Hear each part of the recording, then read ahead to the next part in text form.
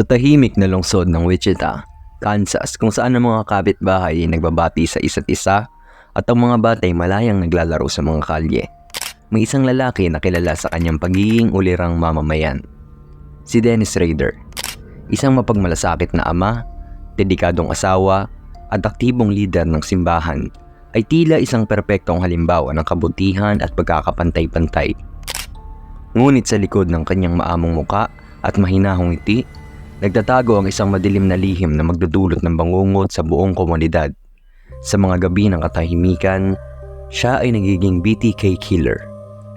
Isang nilalang na sumasalungat sa lahat ng inaasahan, isang halimaw na nagtatali, nananakit at pumapatay. Sa bawat pagpatay na kanyang nagagawa, ang kanyang mga kapitbahay ay nananatiling walang alam, patuloy na nananalig sa imahe ng isang lalaking walang kapintasan, habang ang tunay na anyo ng kanyang kaluluwa ay nananatiling nakakubli sa kadiliman. Si Dennis Rader, kilala rin bilang BTK killer, kung saan ang BTK ay nangangahulugang bind, torture, at kill. Ay isang Amerikanong serial killer na naging aktibo mula 1974 hanggang 1991. Ipinanganak noong Marso 9, 1945 sa Kansas. Si Rader ay responsable sa pagpatay ng 10 tao sa Wichita, Kansas at sa kalapit na lugar ng Park City. Kilala si Rader sa kanyang sadistikong pamamaraan ng pagpatay. Madalas niyang binibigti ang kanyang mga biktima, tinotorture sila at pagkatapos ay pinapatay. Nagpapadala rin siya ng mga sulat sa mga pulis at sa media na naglalaman ng mga detalye ng kanyang mga krimen na nagpapakita ng kanyang pagnanasa sa atensyon at kontrol. Si Dennis Rader ay pinanganak noong Marso 9, 1945 sa Pittsburgh, Kansas at lumaki sa Wichita.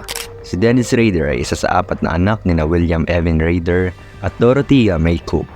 Lumaki siya sa isang tipikal na Amerikanong pamilya, ngunit maaga siyang nagpakita ng kakaibang pag-uugali tulad ng pagpatay sa mga hayop at pagkakaroon ng interes sa mga bondage fantasies.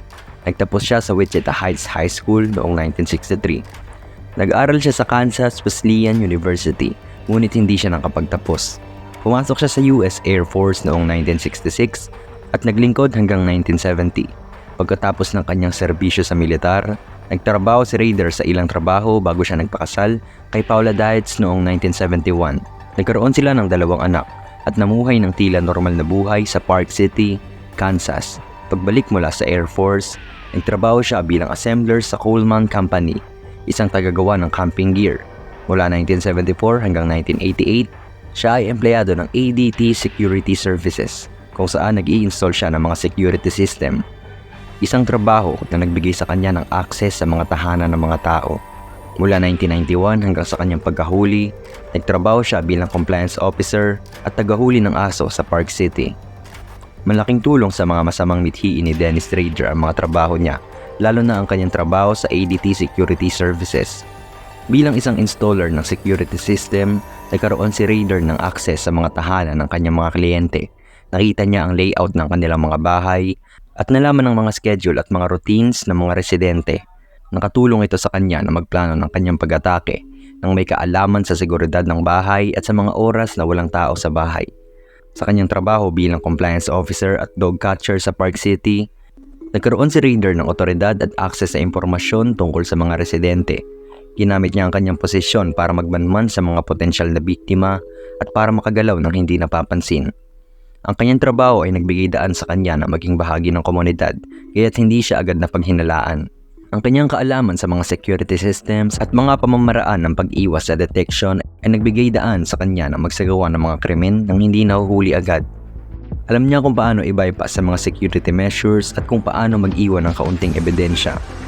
Ang pagiging presidente ng simbahan at leader ng Boy Scout ay nagbigay sa kanya ng imahe ng isang responsableng miyembro ng komunidad. Ito ay naging epektibong paraan upang itago ang kanyang tunay na pagkatao at ng kanyang mga krimen. Dahil sa kanyang magandang reputasyon, hindi siya agad na paghinalaan ang kanyang mga kapitbahay at mga kakilala. Si Rader ay isang aktibong miyembro ng kanyang komunidad at ng kanilang simbahan, ang Christ Lutheran Church, kung saan siya ay naging presidente ng kongregasyon. Isa rin siyang leader ng Boy Scouts. Sa ilalim ng alias na BTK o Bind, Torture, Kill, si Rader ay nagsagawa ng mga pagpatay mula 1974 hanggang 1991.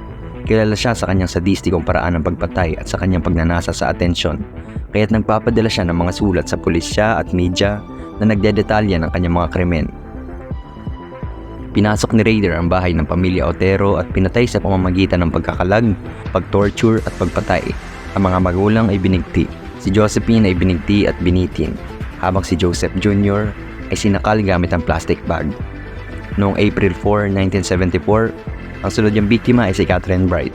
Pinasok ni Raider ang bahay ni Catherine at sinaksak siya ng maraming beses. Pinagbabaril din niya ang kapatid nitong si Kevin na nakaligtas. Noong March 17, 1977, ang biktima niya ay si Shirley Vian, 24 years old. Pinasok ni Raider ang bahay ni Shirley Vian, ginapos siya at ibinigti. Ang tatlong anak ni Shirley ay nakakulong sa isang kwarto, pero hindi pinatay ni Raider.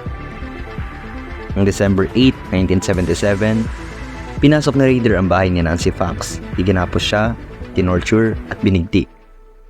April 27, 1985, pinasok ni Raider ang bahay ni Marine Hedge, 53 years old, iginapos siya, binigti, at dinala ang katawan sa kanyang simbahan kung saan siya ay gumawa ng trophy photographs bago itapon ang kanyang katawan. Noong September 16, 1986, pinasok ni Raider ang bahay ni Vicky Wegerle, 28 years old, sa pamamagitan ng pagpapanggap bilang isang repairman. Iginapos, tinorture at binigti niya si Vicky. Noong January 19, 1991, pinasok ni Raider ang bahay ni Dolores Davis, 62 years old, ay ginapos siya, tinorture, at binigti. Si Raider ay nagpadala ng mga sulat sa pulis at sa media na naglalaman ng mga detalye ng kanyang mga krimen. Ang mga ito ay naglalaman ng mga larawan, mga sulat na nagdedetalye ng kanyang pagpatay, at mga iba't ibang ebidensya na nagpapatunay na siya ang may kagagawa ng krimen. Sa bawat sulat, pinapakita ni Raider ang kanyang pagnanasa na makakuha ng atensyon at kanyang pagmamalaki sa kanyang mga nagawa. Pagkatapos ng 1991, huminto si Raider sa kanyang pagpatay, ngunit patuloy siyang nagpapadala ng mga sulat sa mga pulisya at sa media. Ang kanyang pagtigil ay nagdulot ng pagkalito sa mga investigador at naging dahilan ng paghina ng kaso. Nakatakas na sana sa batas si Raider, pero noong 2004, muling nagpadala si Raider ng mga sulat sa media at sa pulis. Isa sa mga ipinadala niya ay isang floppy disk na naglalaman ng metadata na nagtuturo sa kanya. Ang floppy disk na ipinadala ni Raider sa pulis ay naglalaman ng metadata na nagbubunyag ng pangalan ng Dennis at ng lokasyon ng Christ Lutheran Church. Ang metadata ay nagbigay sa mga investigador ng mahalagang lead. Ang pulisya ay gumamit ng mga ebidensyang ito at nakumpirma ang pagkakakilanlan ni Raider sa pamamagitan ng DNA analysis mula sa mga nailaang ebidensya sa mga lugar ng krimen. Pebrero 25, 2005. Matapos makuha ang ebidensya mula sa floppy disk, tinukoy ng pulisya si Dennis Raider bilang pangunahing suspect. Siya ay inaresto sa Park City. Sa interogasyon, inamin ni Raider ang kanyang mga krimen at nagbigay ng detalyadong impormasyon tungkol sa bawat pagpatay na kanyang ginawa. Si Raider ay kinasuhan ng 10 bilang ng first-degree murder. Inamin niya ang lahat ng ito at noong Agosto 2005, siya ay hinatulan ng 10 habang buhay na pagkabilanggo na walang posibilidad ng parol. Sa kabuuan, ang pagkakamali ni Raider sa pagpapadala ng floppy disk sa pulisya ay naging susi sa kanyang pagkakahuli. Ang kanyang pagnanais na maglaro at magmayabang sa mga otoridad ay nagdala sa kanya sa kapahamakan. Sa isang pagkakamali, natanggal ang maskarang tinatago ng isang lalaking leader ng simbahan at isa rin palang mamamatay tao.